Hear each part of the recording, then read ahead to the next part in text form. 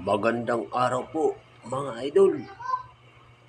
Ito po tayo sa ating trabaho. Ito po ang inutos ng ating project manager. Kailangan po nating gawin ito. Kailangan po nating magtabas ng damo.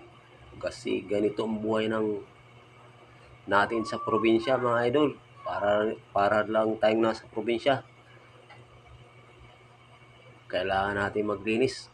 All around po ang trabaho natin dito mga idol. Tingnan nyo naman yung lingkod, busy.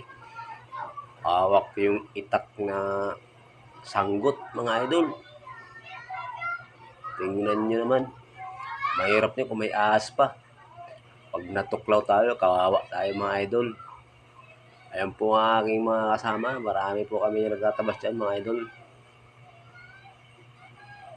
Sa mga followers ko pala, maraming salamat po sa suporta nyo at pagtitiwala nyo. Sana di po kayo magsawa magsumuporta. Hayaan nyo po, balang araw makakabawi rin po ako sa inyo.